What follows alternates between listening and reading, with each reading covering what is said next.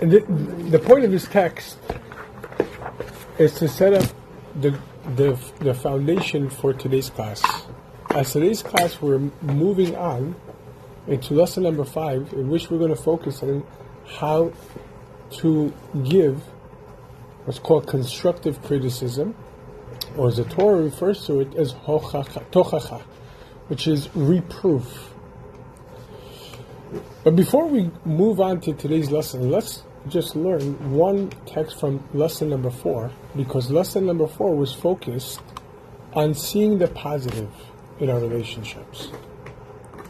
As we discussed last week, it is absolutely vital that our relationships, whichever relationships, whether it's with our spouses, with our siblings, with our parents, with our community, with our circle of support, our colleagues, etc., the overture color should be chesed, kindness. No matter what the situation is, we have to lead with kindness. Because with kindness, as we discussed before, we're able to open up all the gates. Our sages tell us there's no greater key to life, to relationship, to bracha, to give bracha, than ayin tova, a good eye. There's ayin tzara, there is a narrow eye. We're not talking about ayin ra'ah, ayin hara. We're talking about ayin tzara, a narrow eye. To look at everything very, very minuscule. To look at ourselves very small, to look at our lives very small, to look at others' achievements and this and so what, and this and that. That constricts all the blessings. That constricts the relationships. Ayin Tova is the key that opens up all the pathways for us. Obviously, first and foremost, as we discuss over and over throughout the different lessons, all of that which we are saying must apply to ourselves first and foremost. In other words, the way we talk to ourselves, the way we view ourselves, the way we love ourselves.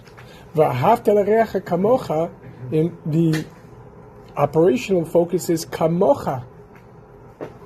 Many people put the focus as l'reacha, to love your fellow.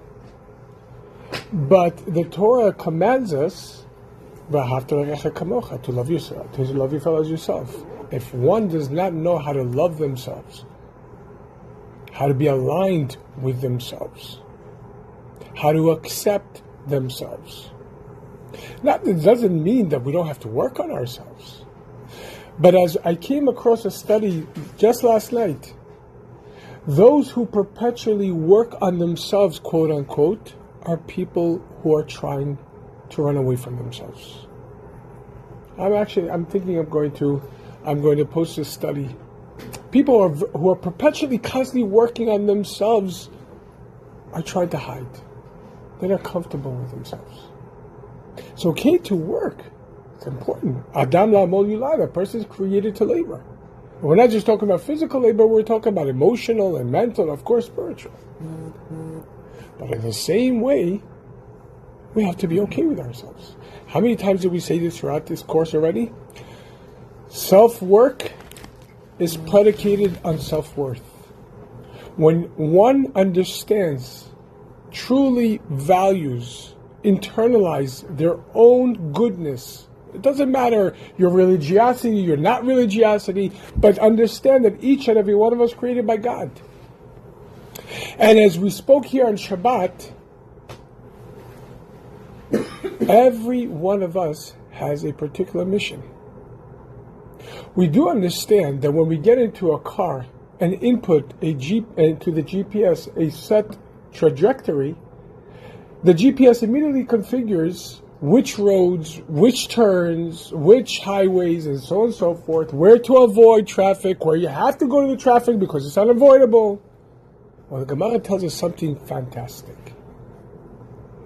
The Talmud tells us that each and every one of us, before we descend into this world, our neshamot are shown our purpose. And in heaven we have a far-reaching vision. We don't just have sight, we have vision. And then it's asked, what do you want to which resources, which relationships, which challenges, which gifts, which values do you want in order to accomplish this mission? Effectively, what this means is that we choose our lives. We choose our parents, we choose our friends, we choose our enemies, we choose our greatnesses, we choose our challenges. Because we realize that this is the only way to get to where we actually need to get to. Knowing this, where there is room to self-bash. You want to work on yourself, work on yourself. But first and foremost, accept that you are created by God. Every human being, every human being is created in the image of God. Doesn't matter the color, the creed, the race, it doesn't matter. And guess what? God doesn't make mistakes. We have to first and foremost accept ourselves. Because if we don't know how to accept ourselves, we will never holistically be able to accept anybody else. Never. At best, we can rationalize. I understand the ma'alot, I understand the virtues, I understand the benefit, and so on and so forth. Let me pray. But you're not going to feel it. You're not going to internalize it.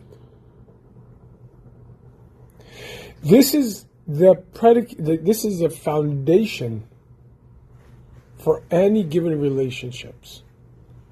Whether it's with ourselves, with our spouses, with our colleagues, our friends, etc., how much more so with God. Because if you don't love yourself, it means that you can't love God. Because after all, you are created by God.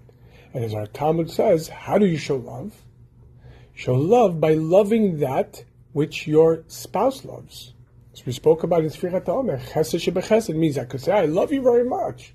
But your hobbies and your likes and your things, keep it to yourself. That doesn't interest me. I don't like that. I love you though. That's not love. That's, as we spoke about last week, infatuation. That is, turns into manipulation because there's no respect there. First and foremost, love yourself. Love yourself. So we're going to move today to a whole entire different perspective of this. But before we move on to this, let's look at the last text from last week's class, page 193. Text 16a. You want to read it? You have your glasses. Okay. Which one? This is from the third Lubavitcher Rebbe, the Tzemach Tzedek, Rabbi Menachem Mendel of Lubavitch. Where here? Our sages taught? Yeah, sages taught. Our sages taught that people fail to see their own faults. Talmud Ketubot 105b. It is not that we are unaware of our faults. To the contrary, we perceive and appreciate the depth of our deficiencies to a far greater degree than others do. Whereas others only see what is visible, we know that what transpires within our hearts. Rather, our sage's statement refers to the phenomenon whereby we do not consider our faults to be significant enough to upset our equanimity. We treat our faults as if they are invisible to us, for we smother them with an extremely thick layer of self-love. True, we are not intellectually aware of our deficiencies, but we do not allow that awareness to evoke any emotional response. We do not permit them to matter to us in the slightest. So in the first passage over here, the Tzemach Tzedek, the third Lubavitcher Rebbe, teaches us that just like each and every one of us are fully aware of our own deficiencies. I mean, to a certain extent. It's healthy to be aware of your deficiencies. Because that gives us a trajectory of what to work on. But at the same time, we do not, and we should never, ever allow our own deficiencies to chaz v'shalom stop us from moving forward. No matter how great the deficiency, as we discussed in the Warrior to Warrior class, based on chapter 26 of Tanya, the Alter Rebbe explains that the fuel for a healthy struggle, for a healthy life, is what? Joy and happiness. If a person doesn't feel joy inside, if a person doesn't feel happy inside, they won't be able to respond to life correctly. Joy is a fuel for life. When we notice that we are lethargic, we're procrastinating, we're lazy, it just shows that we're out of fuel, which means that something inside of us is robbing us from our natural born fuel, which is joy and positivity and happiness. And what is it usually? Processing toxic emotions. Allowing ourselves to process toxic emotions. Shame. We should never have shame, ever. I know in Israel, one of the things, if you want to rebuke somebody, you say, Titbayesh lecha, Titbayeshi, you should be embarrassed. It's very interesting. You can see the toughest people, Titbayesh lecha. But you should never be ashamed. You know why? Because how is that shame going to help you do anything? Shame shuts you down very quickly. And also, unhealthy guilt, which is, as we discussed in previous classes, is 99% of guilt. And we qualify and quantify that. But if a person is feeling empty, that they're unable to move forward and respond to life's struggles, it's only indicative that they're not feeling joy and happiness, which means that they are allowing themselves to process negative and toxic emotions. Having said that, our aim is not to be perfect. Our aim is to learn how to perfectly live our lives. With the ups and the downs, with our faults and our values and everything else. Hashem endowed us with the psychological mechanics which allows us to realize our own innate faults, but at the same time to cover it up. Every one of us knows that we have faults inside. Thoughts, speech, and actions, things that we did, things that we think about, things that we say, or are we doing. But at the same time, Torah tells us, love covers all transgressions. Love blinds, as the world says, love is blinding. You know, when you're really in love, you don't want to see the faults. Self-love blinds us from our own deficiencies. Let's look how to apply that to our relationships then. Emma, you want to read the next 16b? And he didn't finish the other one. He did. Oh, go ahead. I'm sorry. When somebody, go ahead. When someone else notices or knows about our flaw, we feel extremely upset. Although we know that we truly bear the flaw, we become upset because the other person perceives our shortcomings as something substantial, as something that genuinely matters. This is not the case when we know our own shortcomings, because we blanket them with love. So why do we get upset when someone highlights our flaws? When somebody speaks about our flaws? What bothers us about that? Ego. Why? But think about it. But why? What really? Okay, it's the ego, the nefesh bahamid, the animal. So fine. But what bothers us? Because we know that already. On one hand, we know that, right? That they don't love us. That we feel less lovable. Less lovable. Ahava gematria yud gimel 13, which is gematria echad 1. We are afraid that if someone notices our deficiencies, our issues, they're not going to love us. They're not going to be aligned with us. Why would they want to be aligned with something negative? So we inevitably try to cover it up. And when someone notices it, it bothers us because it makes us feel less lovable. Fine? Good. Let's look at the next text, 16b, and then we're going to move on to today's lesson. On this basis, we can appreciate Hillel's statement. Whatever you find hateful when done to you, do not do to your fellow. The intention is, do not permit your fellow's faults and imperfections, regardless of whether they are social flaws or spiritual behavior, to achieve significance in your perception. Do not regard the flaws as noticeable and consequential. Instead, allow your love for your fellow to grow so great that it covers their flaws and refuses to permit your intellectual awareness of them to evoke any emotional response. All right. So just like we're commanded to love ourselves, kamocha, and as indicated by the third Lubavitcher Rebbe's discourse over here, based on what Hillel says, what's hated upon you, don't do unto others. You wouldn't want someone to notice your flaws and highlight it. Then don't, when you notice somebody else's flaws, don't bring it out. Don't make a big thing out of it. You love them. Let that love cover it. In a natural setting, we're not talking about major flaws here, because that's where we're going to be moving on in today's class. We're talking about regular day-to-day. Each and every one of us knows what it is within ourselves. Whenever possible, don't. And it's very interesting. In Sfarim, it's brought down when somebody's breaking Shabbat. When you see a Jew that, God forbid, and today it's not that simple because most Jews weren't raised with it. They don't know better. But even in the times that they sort of knew better, the Sfarim brings that when you see somebody break Shabbat, don't look at them. You don't want to embarrass them. You don't want to make them feel like, oh, you're looking down on me.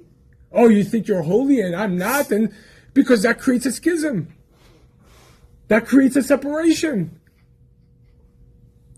See the goodness and bring the goodness out. That's the focus.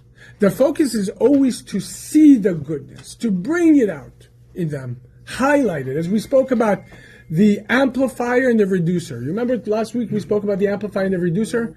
The amplifier sees a small, tiny, good thing and it starts speaking, look how good you are, look how, wow, I'm amazed by this. Oh, the Balabas, the host just brought a few things, wow, thank you so much. The reducer's like, come on, that was nothing. You're only doing it for yourself. And what's the difference? Be an amplifier. Wherever you go, notice a goodness and highlight it. It doesn't matter where it is. This is you're showing that this is God's work. Marabu Masech Hashem, Magalu Masech Hashem. How great, how many are your deeds Hashem? How great are your deeds Hashem? And the converse is also true. If you notice someone else's flaws and you start focusing on, oh, you're not like this, and you're not like this, you're not like this, that creates such a schism. And what's such accomplished by it? And this, I'm talking about every type of flaw. Every type of flaw. Whether it's religious, not religious, psychological, it doesn't matter. Why would you want to bring out somebody else's negativity? Other, as we spoke about last week, because you're not comfortable with yourself. And in doing so, you are excusing unconsciously your own mediocrity.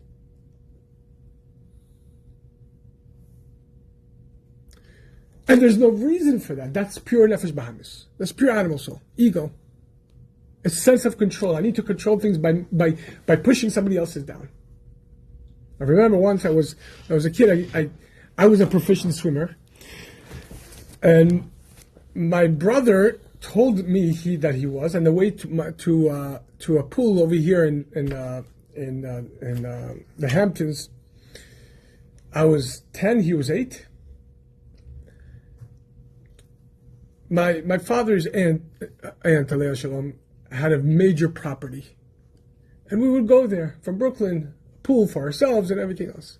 My father would go to sleep on one of those cots over there, and we were just, this time my brother Shmulik tells me I'm a good swimmer. I'm a great swimmer. So, oh, really? So we started speaking about jumping off the diving board. I like to do flips. And he's like, oh, we're going to do it together. I said, oh, I didn't know you know how to swim. We jumped in, and within 2 seconds, we realized he could swim. How did we realize this? He was using me as a flotation device. He was pushing me down. And we both my father fell asleep. We both began drowning. I kept on trying to say, just let me out. I was taught in lifeguarding how to schlep him out, but he wasn't allowing me. He just kept on pushing me down. I couldn't breathe. I took in a lot of water. It's just that my father realized we were very boisterous, we were very loud kids, and all of a sudden became very quiet. So he realized that the quiet woke him up. And so he ran and jumped into the pool and schlepped us both out. This is what happens. This is what we do all the time. Unfortunately, most of the time when we notice somebody else's flaws and we look at somebody else, it's not because something's really wrong. It's just we are trying to hold ourselves up. Unfortunately, however, this creates a drowning situation for both parties. So, the aim is obviously to focus on the chesed, on the kindness, the goodness. Even if it's a small thing, notice it and make a big thing out of it. Because you're boosting it up in the person. The more the person notices that they're noticed, the more they want to do. There's a very famous story with the Alter Rebbe. The Alter Rebbe took over a fund called Kolel Chabad, which the Baal Shem Tov began as a fund, pt.1 shvuim, back in the old countries, whether it's Ukraine or in Poland. The laws were so against Jewish people. We weren't allowed to own properties and so on and so on. There was many laws against us openly. What we were allowed to do is rent out lands from squires, lease out lands, but they would charge enormous prices for us. And whether or not the crops yielded that year, weather and other conditions, it didn't matter. Owe me money, owe me money. And they were relentless. And the laws of the countries allowed that if a Jew owed money to a squire and was behind, the squire could have just easily, and it happened many, many times, unfortunately, take the Jew, and many times with his family, and throw him into a dungeon until somebody redeemed him or until he died in the dungeon. And that was the law. So the Baal Shem Tov started a fund called pt.1 shvuim, the money to ransom the captives. The Alter Rebbe took over, and this became called Chabad. Now, once the Alter Rebbe got word that someone owed a lot of money, 5,000 rubles, which is a lot of money back then. It's over a year's salary. But because of that, he was taken and with his wife and kids and thrown into a dungeon. This was the old country. Most Jews didn't have money, were in financial destitute at that time. There was only maybe a handful of people around the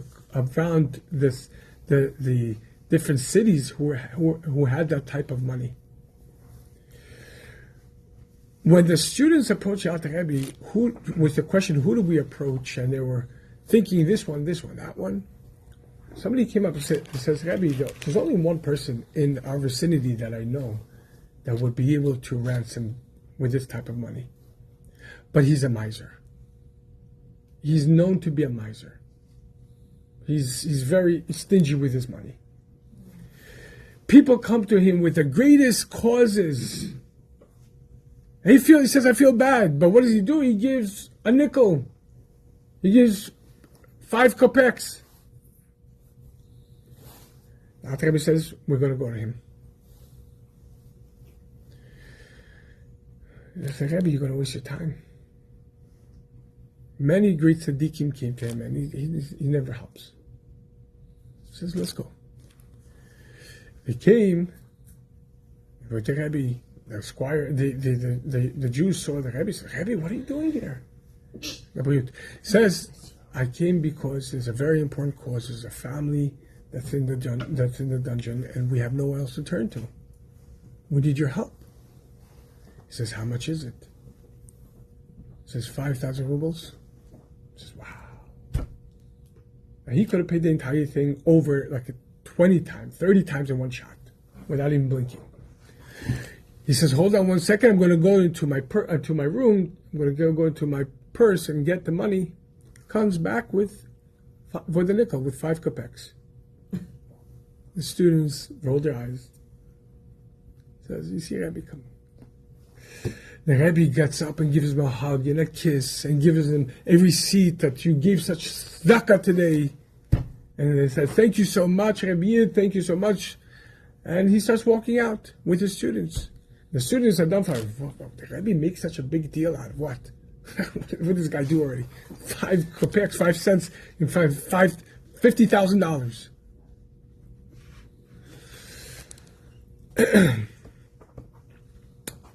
But as they're about to leave, the Jew turns to it says, hold on. Come back. How much money? He says 5,000. He says, okay. He goes back into his purse, and this time he brings 1,000 rubles. And this time, all the students were so taken aback. Because this is the most he's ever given in his entire life. Again, the Rebbe gets up and hugs him and gives him a kiss and signs a new receipt for him and a bracha.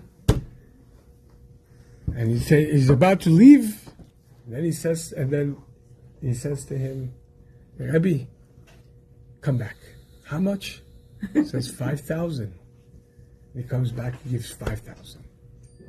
And at this point, all the students are beside themselves. He went from 5 cents to 5,000 in one shot, almost in one shot. It's unheard of. This is more money that he probably gave his entire life. At this point, after they left, the student says, Rebbe, how'd you know? He says, you should know his story. He grew up an orphan. And at 5 years old, he was adopted by the squire and was raised on the property. But he worked. He worked from 6 years old, he worked the land. 7, 8 years old, he started getting paid. What was the first paycheck? A nickel. 5 kopecks.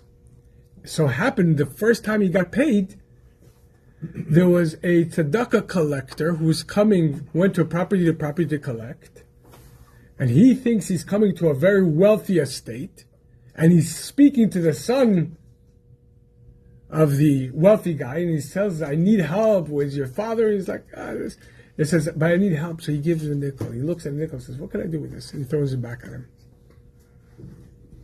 And now the Rebbe says, you can't imagine how much it hurt him. For him, this was his entire work. He put everything into it. What would happen to it? It was thrown right back in his face. And this repeated itself several times. He made his decision. From this point on, he's never given more than that. He says, Rebbe, how'd you get him to give more? What did you do? He says, you know what happened? He never had the chance to give. He never had the pleasure. He doesn't know what giving feels like. Every time he tried to give, it was thrown back into his face. All I did is open up the channel for him with a little blessing, a hug and a kiss that opened up.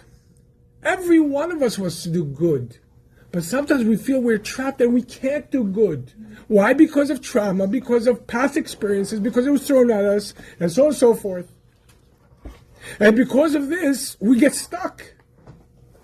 Ain tova. You see even the smallest thing, highlight it, amplify it. This is your opener for all the brachot. So instead of noticing what's wrong, how many times do we say it? Instead of noticing what's wrong, notice what's strong. Right? Don't ask yourself what's wrong with me, ask yourself what's strong with me. Same with your fellow. Ask your fellow. Don't ask him what's wrong with you. What's this? Ask him, what's wrong with you? Let me help you a little bit. I want to show you how good you are. You can't imagine. You know, when I first started making tshuva, I had a big fear of it. I'm going to be judged. I don't know how to read. I don't know how this. I don't know this. I always make clothes and everything. Remember, one of my uncles came to me. He lives in Beersheba. He lived in Beersheba. He lives in Yerushalayim today. He was frum. I was in Israel for the year. And it was my grandfather's yahrzeit, Osher Kavitsky's yahrzeit. And he brought me to his kever. And all I had was a pair of jeans. Jeans and a t-shirt, it's Israel. But he's frum and he's religious, and all of his kids were suits. And I felt like embarrassed. I didn't want to come. I didn't want to. What am I going to do? I said, Uncle Mendel, I have nothing to wear. He says, "Wow, you're wearing jeans. It's very fashionable. It's very good. Come." In other words, instead of no, but you can't. I said, this opened up for me. All of a sudden, I was like, wow. I don't know why that opened up. I don't know why that opened. Or when I think I mentioned it before, when I used to go on to clubs on Friday night, I used to go for Friday and Saturday, come back Sunday afternoon, Monday afternoon, depending on the party. My stepfather, Sheikh, would say, "Osher, come and eat." There's kiddush over there. I said, "Do you want me to keep Shabbat?" He said, "No. Oh, you want me to hear kiddush?" He says, "No kiddush." "Oh, you want me to make a bracha?" "No." He says, "Why are you inviting me then?" He says, "Because I know you're going out for 3 days. You're going to be hungry. You're on a budget. Getting to the club was $20, and the back and forth the subways was $125. And it leaves you with enough money for a bagel and a little drink." So he said, "I want you to come and eat. Just eat. Then you can go." That opened up the whole entire time. All of a sudden, the defenses go down. It's so much better to leave with chesed, with kindness. And that's the end of that lesson. But this was a predicate to today's lesson, which is lesson number 5, which is how to mete out tochachot, criticism, or, as the Rebbe calls it, reproof. Because inevitably, we could all want to have a loving relationship. We all want to have a kind relationship, a flowing relationship. What happens when there are actual issues? Real issues.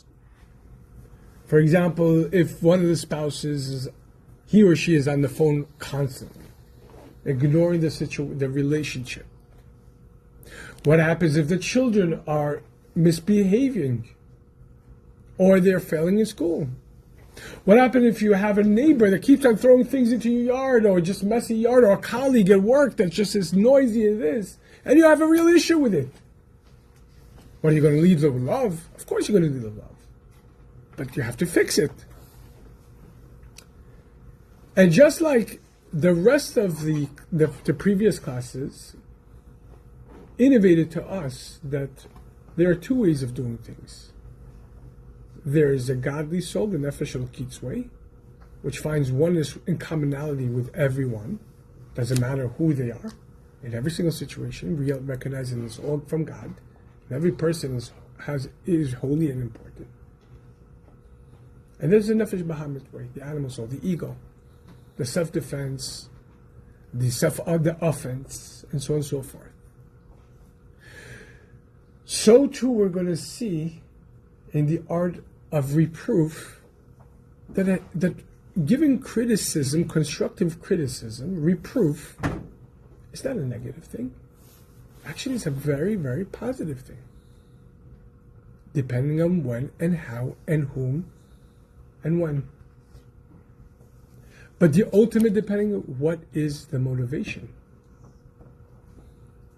What's the reason why you're saying this right now? So here's what we're going to... Before this lesson, we believe let and let live. It's a free country. Do whatever you want. Why should I get involved with your situation? I have my own situations. Everybody should follow their own path. We're going to see very quickly that every one of us has a duty, an obligation, to ensure that others are taken care of, including spiritually. That we shouldn't see someone who's faltering spiritually, mentally, emotionally, or begashmiut, or physically, and just turn a blind eye. Not my circus, not my monkeys. As Billy Joel said, we didn't start the fire. It was always burning since the world's been turning. It is what it is. What are you going to do about it? That's not our path. We're going to see why. Why does the Torah expect us to get involved with other people's lives? It's their lives. Who needs a busybody, what's that called? A nosy body, whatever. Next, critiquing others is challenging. We do find critique to offer healthy, constructive criticism. We find it challenging, even when we know it needs to be said. It leaves us unsure how to handle conversations which require a little bit gvura. We have to spice the chesed with gvura. Even good, it's surprising. I remember in home economics, it used to be in schools called home economics. But we dealt nothing with economics, we dealt with baking cookies. Okay? And I remember that one of the most surprising aspects of home ec, of baking chocolate chip cookies, which happened to be my favorite back then, is that in every single chocolate chip cookies there's salt. Why? Why salt? But it was all sugar. Because salt actually accentuates the sugar. Gvura tapers, it gives the chesed its meaning, its drive. We're going to be speaking on Thursday morning, the class, we're going to have a class about shidduchim, about marriage, about bashertz. It's very interesting. When Adam and Chava were created, we know that we're created as one person. Half man, half woman. They were there was no backs. They didn't neither had backs. So you would think that's a good thing. They're one, literally one. Each had their own set of their own thinking and their own reproductive organs, but they were literally back to back like this with no backs. We think that's a good thing. But the Torah tells us something very powerful. Because they had no backs, they couldn't turn their backs towards each other. What's the problem with that? Well, if you can't turn your back, you cannot turn your front either. If you don't know how to disagree, you don't know how to love either. And we're gonna really focus on that on Thursday morning. But from time to time, we all agree that we need to learn. We need to, unfortunately, reproof. Fortunately or unfortunately. After this class, we'll feel confident in handling these conversations in an effective way, effective manner. Next, if someone's negative behavior affects me, then of course I'll speak up. Why should I be the pushover? How could you speak to me this way? You're making me this, and you're getting in the way of this, and it's affecting what I'm doing. That's generally when we speak up. But after the class, we see that that's never a cause to speak up.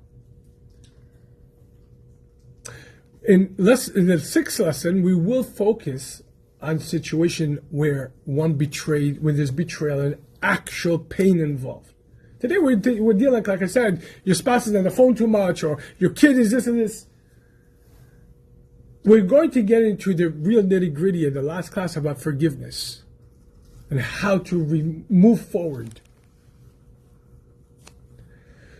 But at the same time, generally speaking, we don't offer criticism.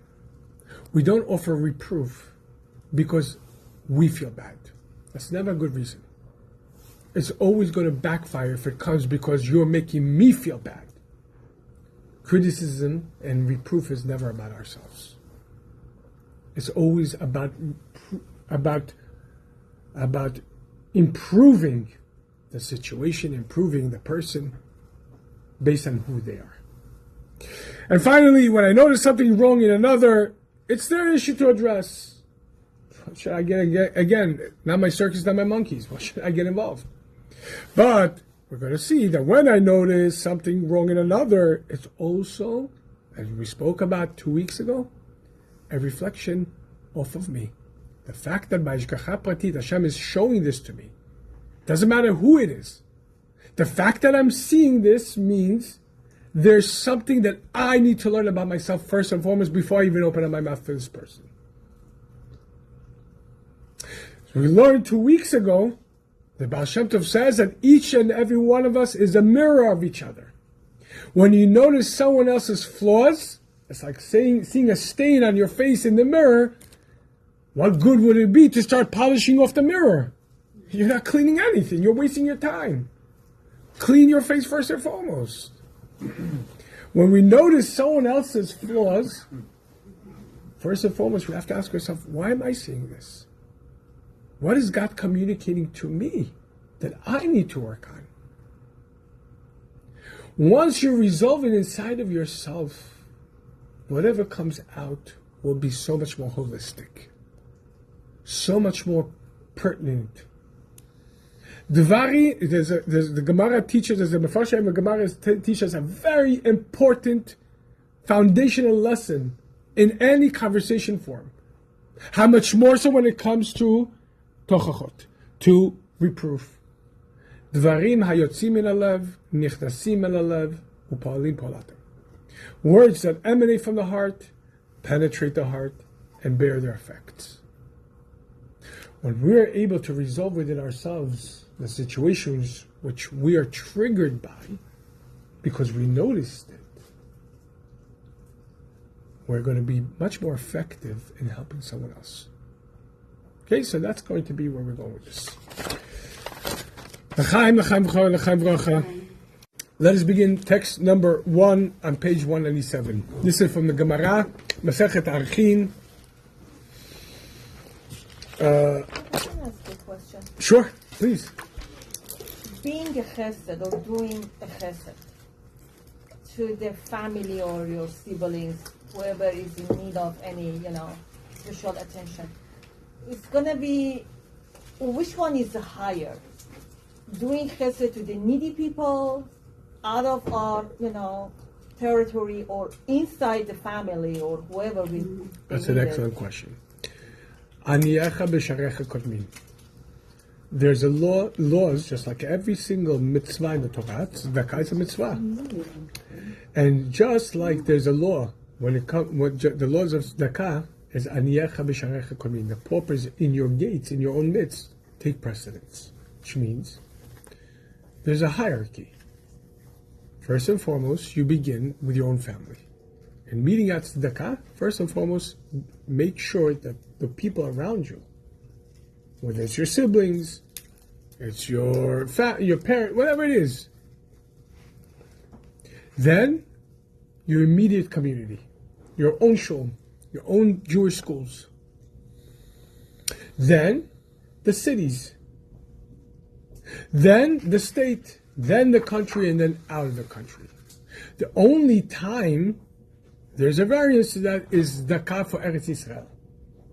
Zakah for Eretz Yisrael, the Alter Rebbe says, is one of the most important forms of zakah. But again, that has to be equated that if your own family needs, and again, the Alter Rebbe explains what does that mean. The halacha is, the law is, that chayecha kodmin. That if, the Gemara says, if a person is walking, two people are walking in the desert, and they only have one cup of water, one bottle of water, and there's not enough to go between them. So what, should they share until there's no more and they're both going to die? So no. The one who owns the water, that's his. And he can't take in regard the other. Chayecha kodmin. Says the Alter Rebbe, what do we learn from this? When it comes to zakah, chayecha kodmin, yes. But as the Alter Rebbe says in Tanya, chayecha, your life doesn't mean I'm going to buy luxury and meat and this and fill my table and I don't have enough to give someone else. Chayecha means bread and water. Bread and water, first of all. If somebody else needs, you eat bread and water. Chayecha doesn't mean cakes and this and lavishness and trips and this. Oh, I'm sorry, I'm all out. I'm tapped out right now. No. It means you need to take care of your life first and foremost, yes. But you have to make sure that everybody else has. It's very important to note, to state, as the Torah tells us, if you start doing tzedakah outside first and foremost, then it's going to turn against you. Now, what's the logic here? But there are people out there that need.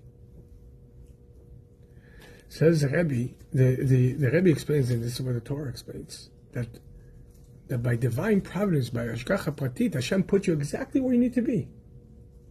the vicinity, the family, and so on. So as we learned before, that the Neshama chooses the life and the people, the vicinity, and all the things around it in order to accomplish it. Therefore, you have to focus first and foremost on your own place, on your own domain.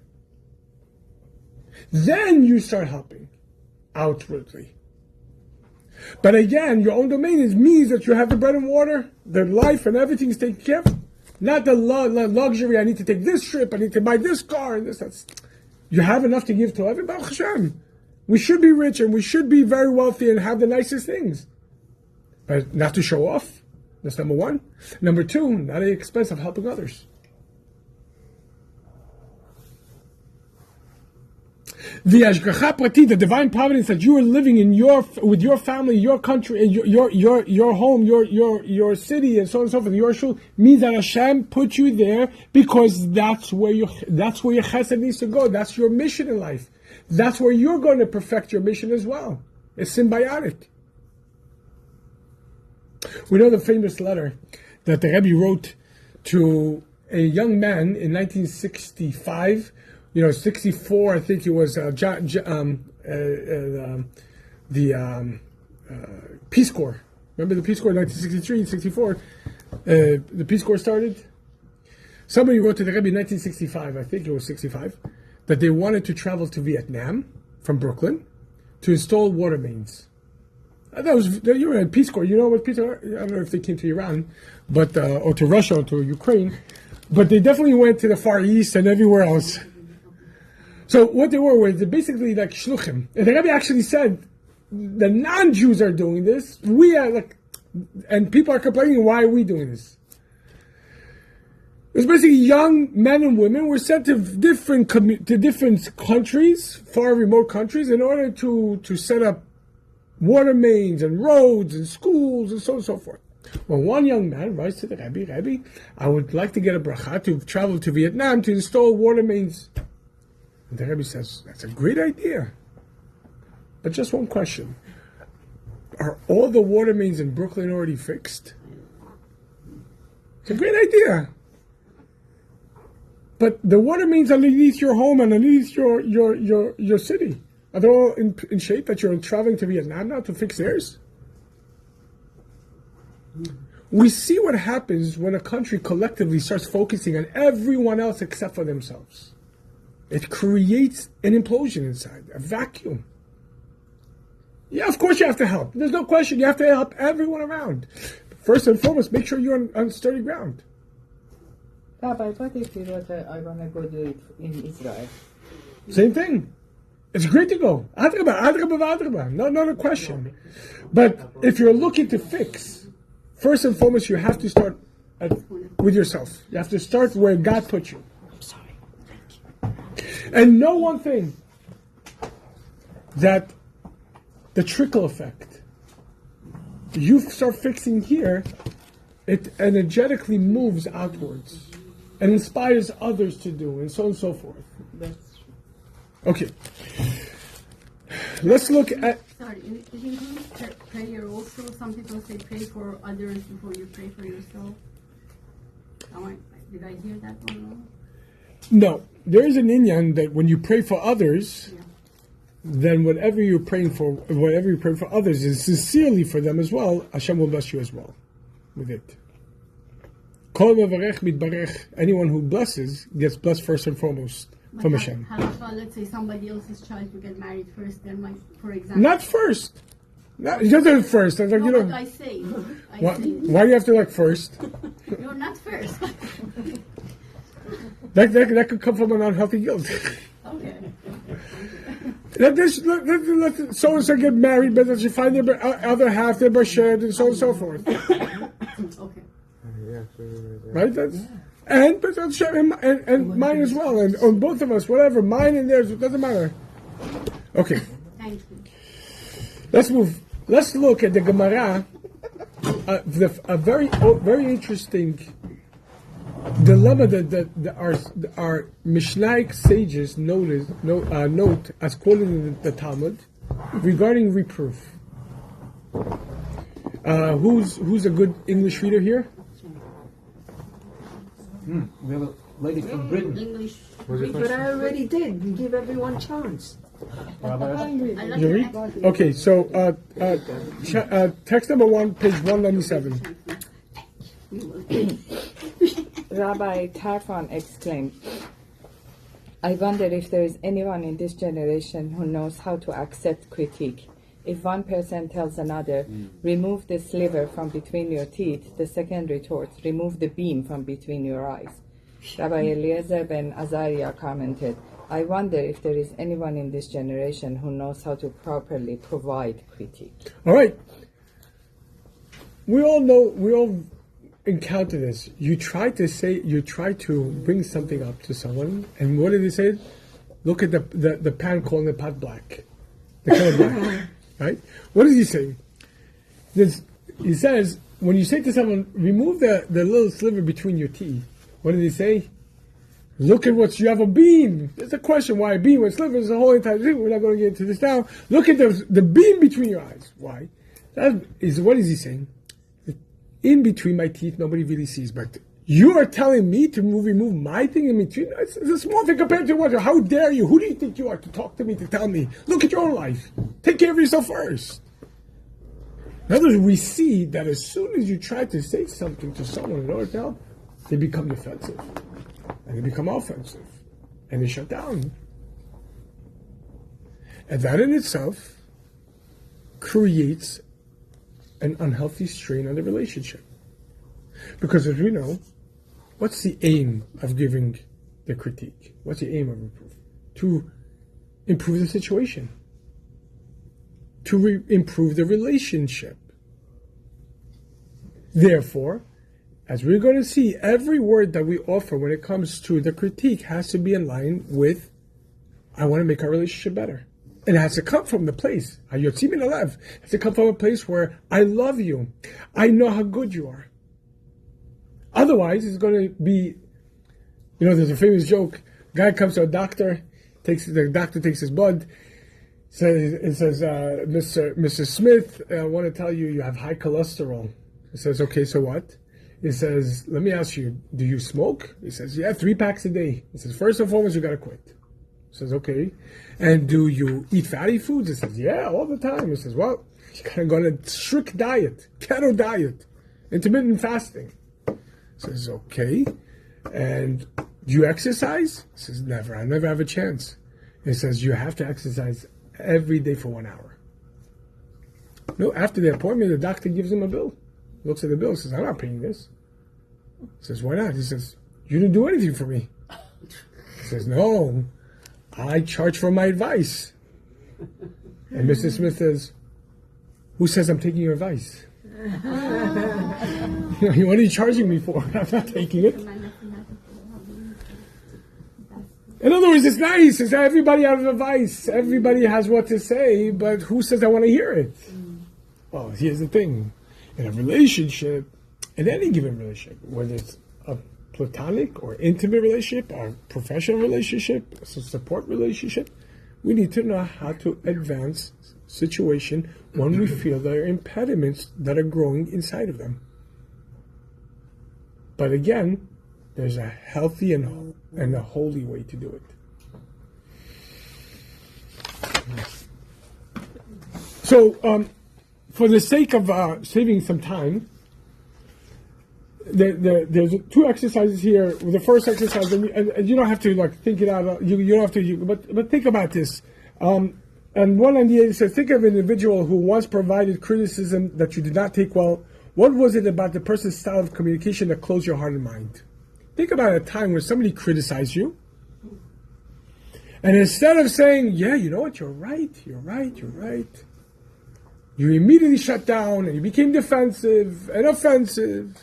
What was it about the criticism that didn't work? And again, this is rhetorical at this point. I want you to think about it because we're gonna compare and contrast it throughout the class. Versus, think of an individual who provided criticism that you did take well. What was it about this person's style of communication that made you receptive to it? How come there are certain times we do listen and we take it very sincerely, and there's times where No, thank you so much. Yeah, thank you. Look at yourself first before you talk to me, okay? Okay, thank you so much. I don't want to hear what you have to say. Get your own life together, get your own act together, get your own children together, whatever it is. Then come to talk to me. What was it about this style versus this style? And this is really where we're going to go with this. Text number 2. Can you see? Do not hate your brother in your heart. You shall surely reprove your fellow. In Parshat Kedoshim, right before the mitzvah, and it's right after this pasuk, it says, "V'ahavta l'recha kamocha." You should love your fellow as yourself. It begins, "Lo tisla t'achicha b'levavecha, hochach tochiach et amitecha."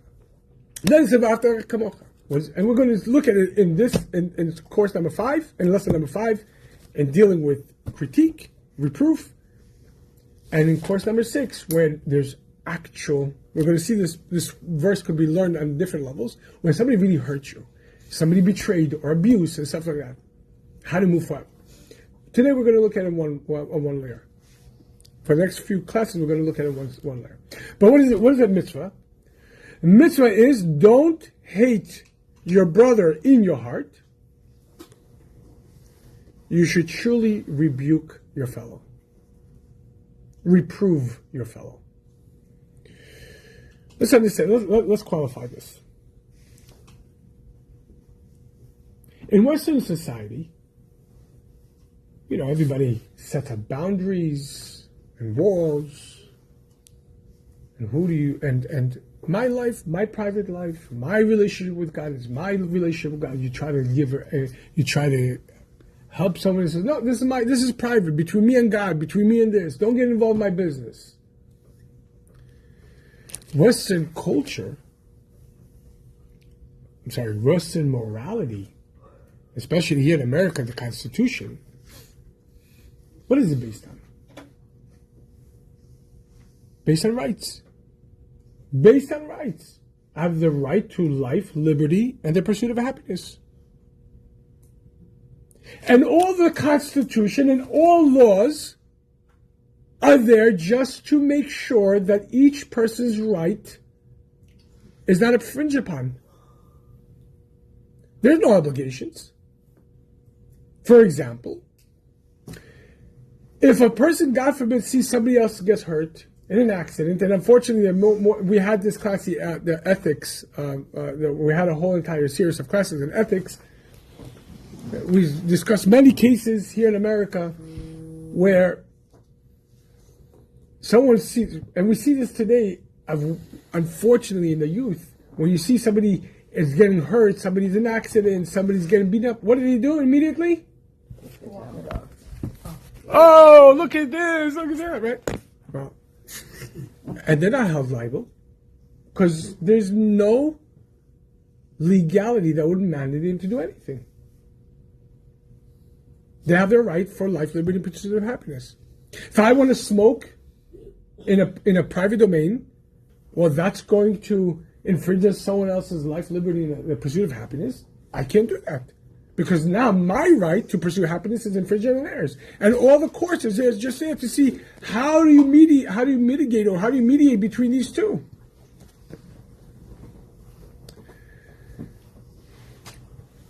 Judaism, on the other hand, is not based on rights. Judaism is based on obligation and duty. Ani nivreti l'shamesh es koni. I was created to serve. Judaism, moral and spiritual dictum, the Torah, is based on obligations. No, rights are implicit obligations. Don't murder means that implicitly in that is that the person has a right to live. Don't steal means that the person has a right to own property. But the obligation is not on the person, the obligation is on you. When you notice someone else is going through something, don't say it's not my circus, not my monkeys. We know that the mitzvah of Hashavat Aveda, returning a lost object to its owner, we've had a whole bringing about this in the summertime. The Torah tells us you should not see your brother's ox or donkey or his garment or sheep or his garments get lost, and you should turn a blind eye. In other words, you see somebody else lost something, you're walking in the street, you see an object, you can't say, I don't have time for this. I'm sorry, it's not my life. I have to get somewhere. You're not allowed to turn a blind eye. You have to return it back you have to find the rightful owner. When it comes to tzedakah, you're not being charitable. You're not being nice when you give tzedakah. Tzedakah v'noshem tzedek. You're doing the right thing. Hashem gave you $100. $10 of that, Hashem made you an ambassador to help somebody else. $90 for you. $10 of that, Hashem wants you to help somebody else. You're not being a nice guy. You're not being charitable. You don't just feel good, I want to help somebody. I'm passing it forward. No, you have an obligation. It's nice that you're doing it. But if it doesn't matter if it's nice or not, you have to do it, you got to do it. Well, the same would apply when you notice someone else's spiritual, mental, emotional failings. You can't just say, well, it's not my life. I got my own I got my own issues and situations to deal with. Why should I get involved? There's an obligation. You see someone else is struggling, there's an obligation to help. And as the Rebbe brings, the divine providence, that Hashem brought you to see this in this person, to see that this person is going through this, means that God is showing you your mission right now. And you can't just say, well, I have my own life, I'm sorry. Because you're turning him back on your own mission. And who knows where that mission takes you? Where that's going to end up in 1,000 years from now. Every moment in itself. You know, in 1990, I think it was 97, in Israel, there was a seasoned thief. His name was Ashkenazi. His last name is Ashkenazi. His first name escaped my mind, but he was a seasoned thief. Comes in,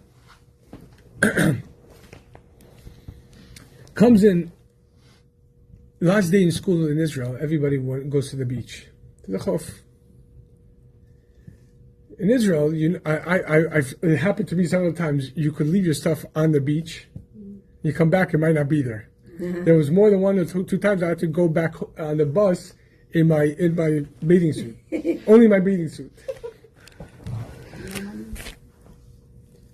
But this guy, he's walking around and he knows all the kids are going to be on the beach,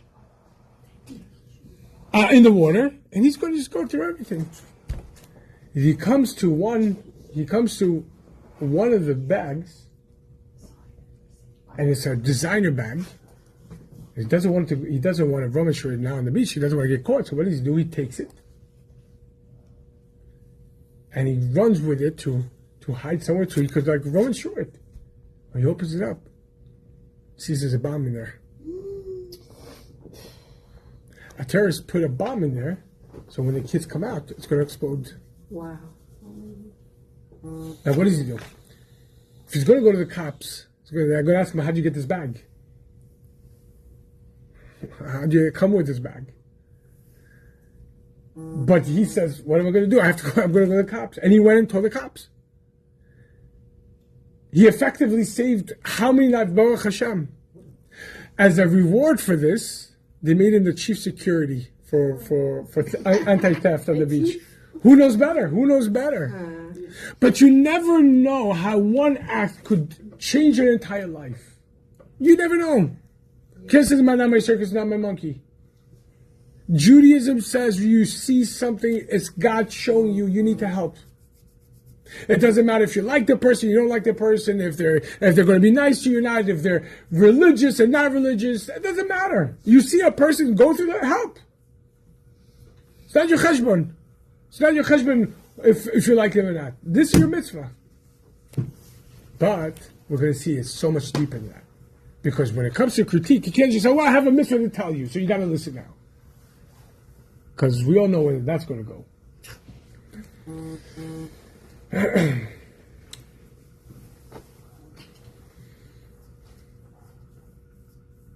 Judaism Judaism tells us that we must focus on our obligations. There's a very famous anecdote. There's a Jew who in Russia, in old Russia, he's drowning. He fell over a bridge and he's drowning, and the police officers walk by him, and they see a guy drowning, and they immediately see it's a Russian, but then they notice he's a Jew. He says, "I'm not going to help." And he starts screaming, and Yamagusa, "Yeah, I can't swim, I can't swim." And he says, "So drown."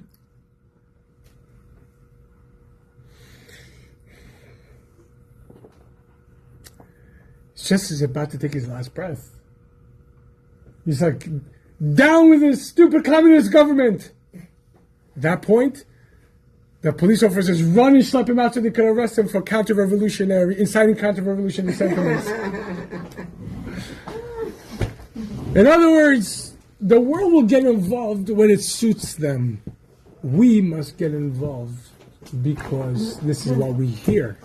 This is what we're here for.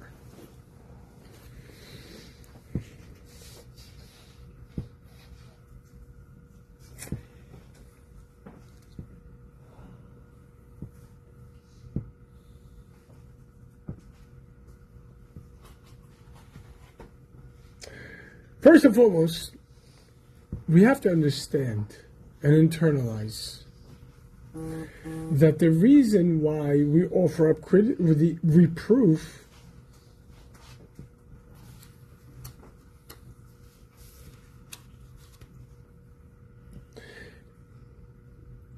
is because no matter what the emotions are between you, the connection is between you. This is God's creation. And this is what's called tikkun olam. Tikkun ha'elam. As the Rebbe explains, what's tikkun olam? You notice a deficiency. Tikkun olam means Hashem is showing you a deficiency because that's your part to fix.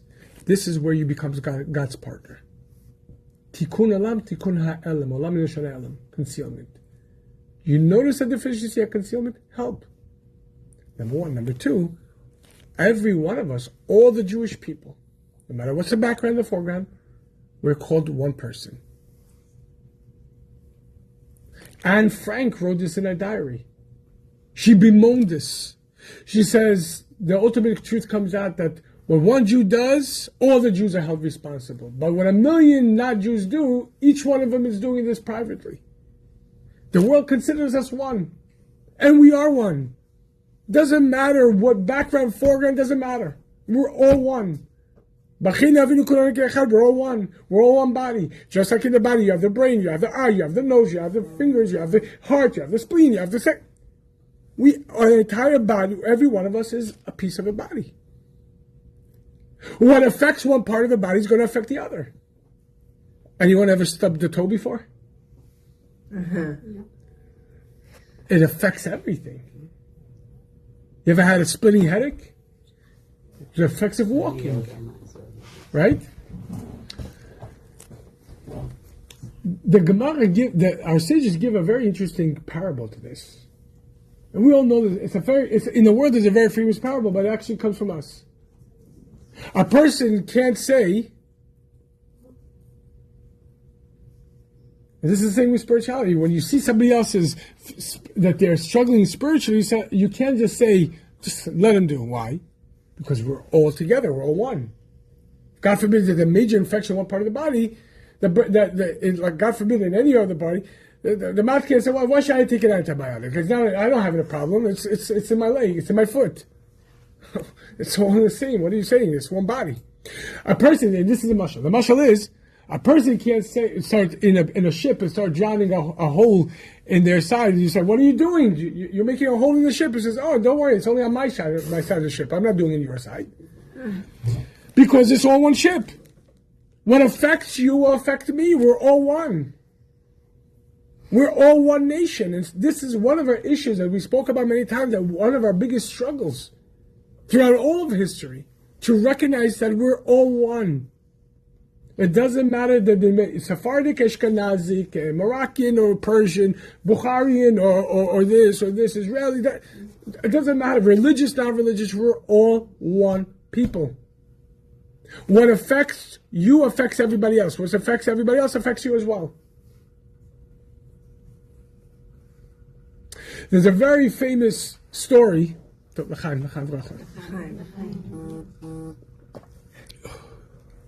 There's a very famous story. 1968, the first Apollo 8 successfully orbited around the moon. And there's a lot of questions by different rabbis. Is humanity allowed to travel to outer space? Is this permissible to travel to space? Why? They were quoting a pasuk in Tehillim. We say this in Hallel. Hashemayim shemayim la'Hashem, v'haaretz natan lifnei Adam. The heavens are for Hashem, and the earth is for human beings. In other words, we're meant to be confined to earth. When the Rebbe was asked this question, he says this pasuk doesn't mean this. We have all the obligation to travel as far as possible to explore God's world. And as we spoke about, the Rebbe's told the NASA professor Velvin Green, when he told him that we're looking for life in outer space, we're looking to we're looking to start navigating to Mars to see if there's any extraterrestrial life in outer space. And at first he said we didn't find anything yet.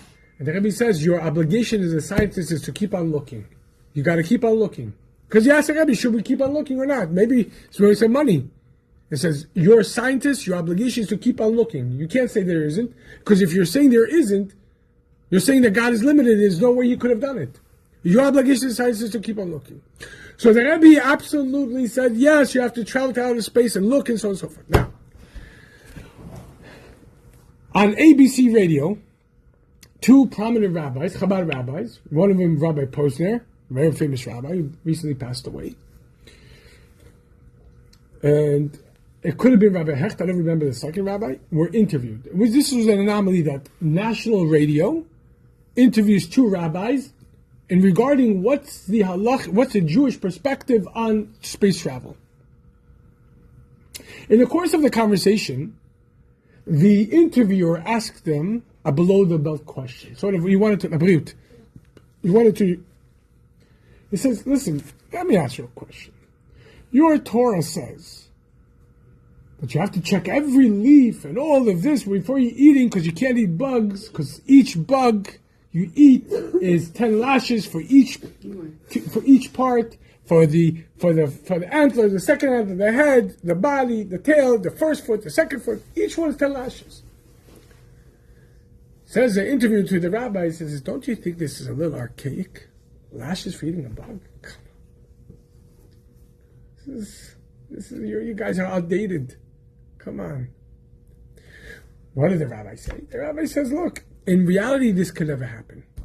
He says, why? Because halacha requires you can't just mete out a punishment to someone. Before you mete out a consequence, first and foremost, you have to warn. There has to be two witnesses, independent witnesses who are not related to each other, who are not related to the person, and they both must see him, and then confront the person and says, you know you're doing something wrong? And he has to say yes. And he says, do you know that it is punishable like this? And he says, yes. And he continues doing this in front of the two witnesses. That is punishable. But in reality, that never happens. When people mess up, it's because they're ignorant. Who knows? Most people don't know. Can't hold the person responsible. So he says, basically, it's a case that never happens. The interviewer says, okay. Now, the rabbi was listening to this interview on the radio. When the rabbis came back to 770 to be deposed by the rabbi noted, you were asked a question and you subverted the answer. You didn't answer the question. He says, Rabbi, we did. He says, no, you just answered that it can't happen. But his question was, how does the Torah mandate this in the first place? And you didn't answer. You went around the question. So he says to the Rebbe, so what should I have answered? He says, you should have utilized the Apollo mission in itself to explain to them. It says, how? It says, basic. Who is chosen to be the astronauts that fly to outer space? only the top Air Force cadets, the top of the class. And that's only to be chosen. Then they have to go through years of theoretic training. Then you have to go through physical training and G-force and everything. Then you have to have all the mechanical training to understand when to push, what happens if this happens, what happens, because there's no tow trucks in space. And only once you're fully trained, now you're given the privilege to man the ship that billions of dollars went into this mission. Says the Rebbe, imagine once the mission begins, the ship launches to outer space. One of the astronauts says, I wonder what this red button does. It's just wants to suppress it. If it's don't press it. He says, why? It's just a button. It's a small thing. You know how big our spaceship is? Our spaceship is the size of a building. What's this one small button? Who cares about a small button in relationship to the big things in life? Says that wouldn't be normal, because in pressing that one button, as small as it is, out of turn, in not the right sequence, or doesn't need to be pressed, the entire mission, billions of dollars, everybody's life, the entire project, the national pride, everything's being compromised with one small press of a button. To a child, it's a button. Any child likes to press buttons. But when you understand this button controls this and this and this, if you don't, then don't press it. Says the Rebbe, the same thing. Hashem created the world. He created ants. How do you know how the ant's energy affects yours? How do you know what it does to you? How do you know what it does to your orbital energy? How do you know what it does to you? But you could say, no, it's okay. It's fine with me. You know that it's fine with you? How do you know? What's your gauge? Same thing. When we see someone else's faults, when we see somebody else's issues, we can't say, that's their life. Because you don't know how this intertwines with all of history. You don't know how it's going to result in 100 years from now, 200 years, or 1,000 years from now. You have an idea. You're seeing something small and say, I don't have the time right now. But how do you know how this looks at the bigger picture? And understanding that if you're seeing it, it means it's intertwined with your own mission. And maybe you were put in this is the very reason why Neshama came here for. The Baal Shem Tov teaches us a very powerful lesson. Neshama comes down for 70 or 80 years, 120 years, just to do a favor for another Jew, begashmiut u'veruchniut, to do a favor for another, materially and spiritually. And we're going to see why the Baal Shem Tov preface first materially. Before you're going to help somebody spiritually, before you tell somebody, make sure, and we're going to see why, how powerful it is when it comes to giving reproof, to make sure first and foremost, begashmiut are okay. Before you start speaking to them about their spirituality, the lack of spirituality, this and this, did you make sure they're okay? Do you make sure that they have everything they need? Do they know you care? Do you show them that you care? Not as an act, but really, do you care about them? If they weren't religious, do you love them anyway? If you don't, there's a problem with you. It means your entire religion is nothing more than ego. Nothing more than ego. Because to love a Jew means, one of the students of the Medrash Magid, and it's quoted, comes down from the Medrash Magid, it comes and says, you want to hear what I heard from the Rebbe? He says, Ahavat Israel means to love a complete Rasha as you would like love a tzaddik. You love somebody who's completely wicked just like you love somebody who's completely righteous. Because to Hashem, each and every one of them are children. You cannot look down on anyone, ever. And as we learned in the Reproving on Shabbat,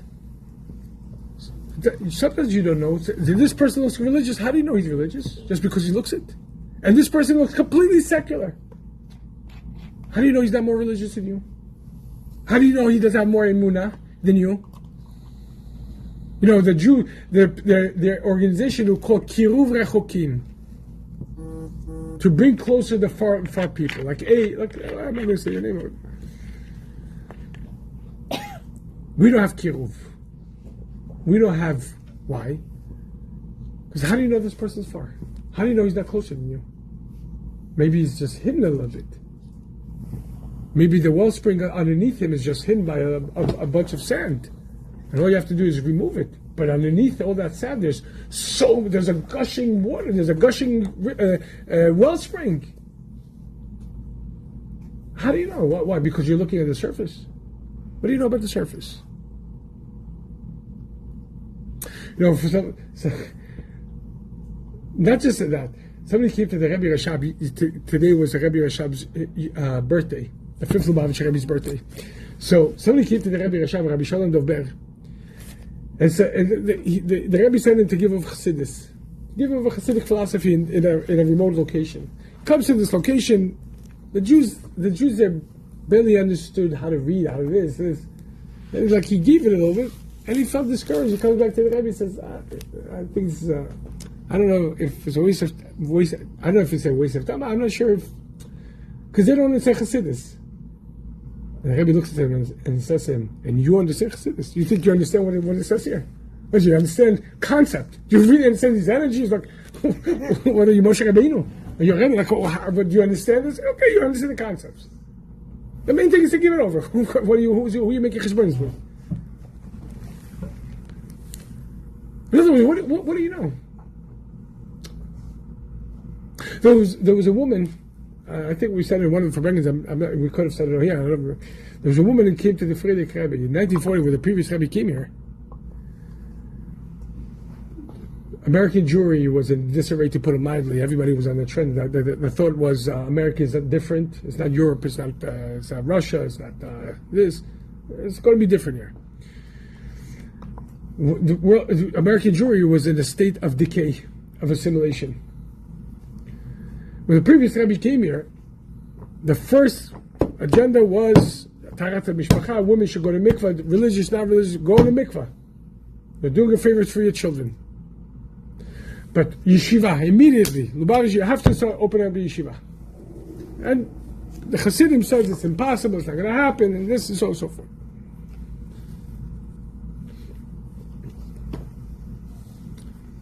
There was one woman, an American woman, first or second generation here, but firmly Americanized. She saw the Rebbe and she wanted to contribute. She started contributing to the Rebbe's causes. One day at Yechidut, at private orders, the Rebbe gives a bracha. Your children should grow up to be God-fearing, Hasidim, and so on and so forth. She started crying. He says, my daughter, why are you crying? He says, Rebbe, you know me. I come from a family of rabbis, my grandfather and great-grandfather, this and that, but you know me, I'm not religious. You remind me of my grandparent, my grandfather, this and this, so, and the cause is important, but I'm not religious. But the Rebbe tells her, 1940, previous Rebbe tells her this. My daughter, in our generation, we don't know who's religious and who's not. Just because someone looks it, doesn't mean they are. And just because they don't look it, doesn't mean they're not. This was 1940. How do you know to judge someone this and that? And we're going to really develop this later on in the class. But first and foremost, if you notice someone else is struggling, understand the fact that you're noticing this Shishkacha Patit. It might be part and parcel of your mission. And in helping this person, you don't know who's coming out of this person, who's this person going to be affecting and not affecting. You could be affecting all of history and you wouldn't even know it. We know Putin, in an interview, like him or not, he did open Judaism in Russia in a way that a former KGB officer can do it. Okay? There's a lot to be said about that, but nevertheless he did, to his credit. We said we have to notice the good and highlight it, and he did. He was asked once, why? Why are you so kind to them? And to Chabadnikim particularly. There are other organizations that vie to do this in Russia. But first and foremost, Chabad. Why? He says, when I was a kid, we grew up dirt poor. There was no food. There was no means. There was a frum family, a religious family who lived down the block. Happened to be Chabad. And they saw me, a non-Jewish kid, hungry, and they would invite me to eat with them. Whatever small they had, they invite me to eat with them. Says, because of this, I'm indebted, and I wanna help these people. Do you think that family and taking care of that kid knew one day all of Russia is going to be affected because they are feeding them little morsels? But we don't do to get That's exactly the point. That's exactly, you don't know you're helping this one. You have no idea. Hashem is giving you an opportunity. You have no idea how this is going to translate into history. You have no idea. We have countless of these stories. If that family wouldn't take Putin in when he was a child, Russia's Jewish geography would have looked very different today. Mind you, this was after communism. Everything was closed. Nobody expected, even after the period was closed, after the rebuilding, nobody expected resurgence of Judaism. To that, it just opened up. Did you see the Chabad house open up 2 weeks ago? It's like the Empire State Building. Where? No, in Russia. Oh. How many of these? Why? Because one family in the height of the in the tail end of communism fed one little Russian kid. In helping someone, you never know where that leads to. This is not just begashmiyut, but also beruchaniyut, also spiritually, not just materially, but also spiritually. When you see someone else struggling with their spirituality, with their emotional state, maybe with their mental state, maybe with their behaviors, maybe their character flaws, and so on and so forth, don't say it's not my circus, it's not my monkeys. Hashem is showing this to you. That you're here to help. This is part and parcel of your mission. And as we said before, maybe for this reason your neshama came here in the first place. Maybe for this reason you're here. Question. Yeah. In regards to loving each other, regardless, right? All those things that you said. How about this Hasidic community in Israel that they say state of Israel shouldn't exist? We already had this conversation. They're not. I do not believe they're Jewish. Listen, put it this way: the state of Israel is problematic. The land of Israel, the country of Israel, is ours, and we have to guard it. Every human being there, we have to guard. My son has been there since October 7th. My other son was there until October 7th in Gaza. The politics is a problem. The politics, we're not meant to be a political people. Israeli people do not know how to do politics. We don't know how to do anything formal. We come in with a thing at 10 p.m. at 10 a.m. time for this. We're not formal people. Politics is not our field, especially when that politics is manipulated by the UN, by the world, to tell us what to do, what not to do, when to protect ourselves. We're the only country that's not allowed to protect ourselves. We protect ourselves, the entire world screamed at us. If it happened anywhere in the world, here in America, God forbid, we should never have this again. 9/11 happened, the next day, Afghanistan was being bombed. With no one holding, no reproof, nothing. Israel gets us on a daily basis. We stand up for ourselves. What happens immediately? The world, how dare you, and this, and free Palestine. This is politics, and we listen. How are we supposed to what is going to be our feelings or emotions towards these people? Hate To which people? to these people that they believe. I don't know if they're Jewish. I know that there's resentment against politics in Israel. For example, Gaza was ours. Initially, we had Gush Katif. The Rebbe begged Ariel Sharon, don't get into politics. You're a general, remain in the army. This is your strength. Remain a general. Don't go into politics. And it was Ariel Sharon that gave away Gush Katif with the pressure of America and so on and so forth. Why? They promised him, you give Gush Katif, we're not gonna bomb you anymore. We're gonna have peace. And the Torah says you're not allowed to give a single inch of Israel. If giving a single inch of Israel would have translated to actual peace, we would have the obligation to give the entire Israel away. To save a life, you have to violate the entire Torah. But because the Torah says you don't give it, the Torah says don't give. But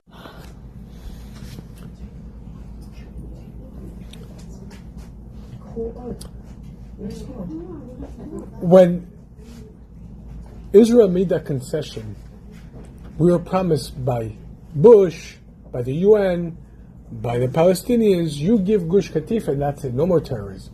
No more bus bombing, no more this. Just give it to us and we're done. Promise. If you want to see a good video, go on YouTube, on Google, and look Peace Upon the Land.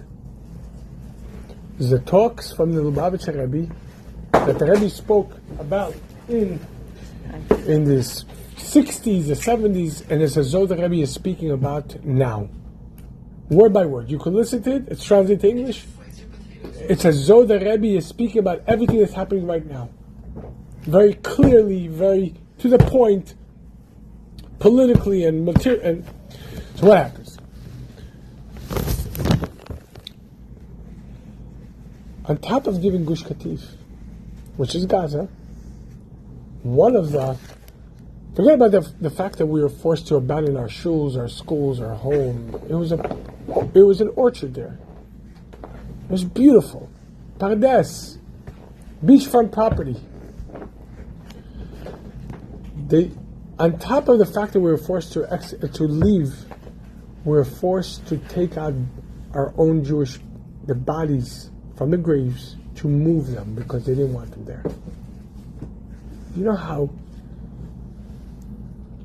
not correct that is to do that? A Jew to take out a Jewish body. Why? For what? And to give it to what? To terrorists so they could create October 7th.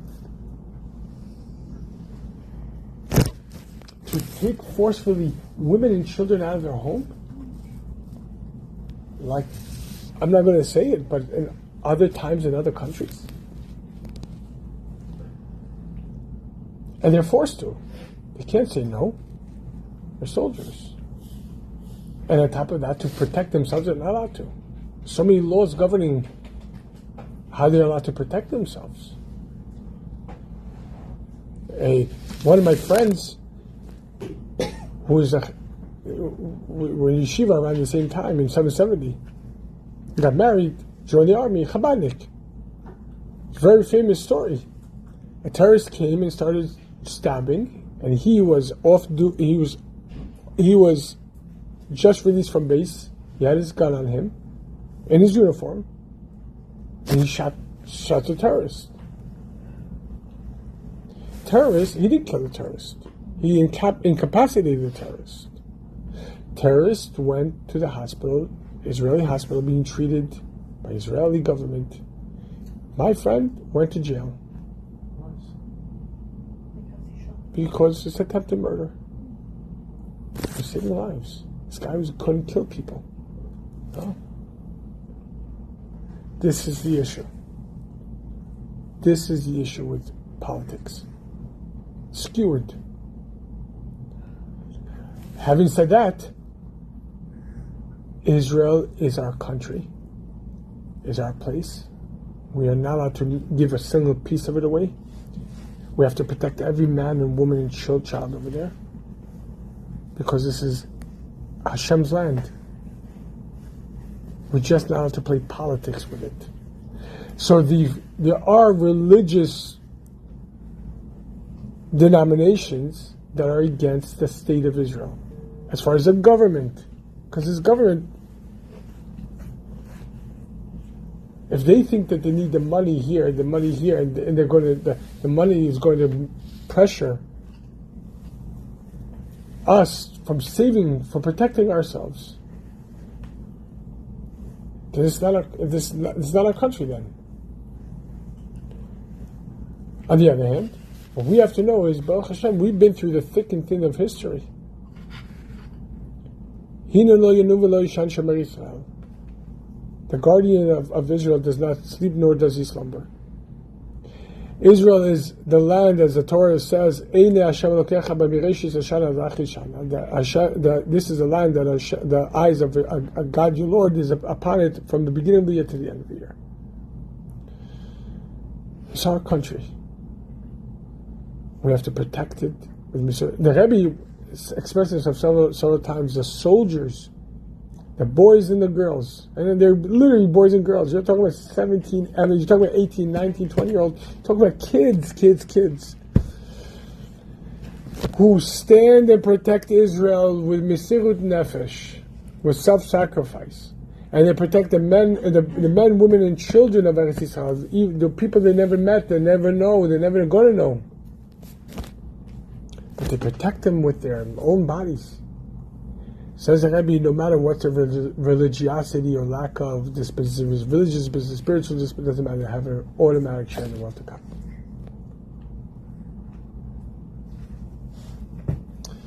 Okay, we're going to the soldier arrested? Politics. Is out of uniform? No. In uniform. We're going to continue this next week, Emir Hashem.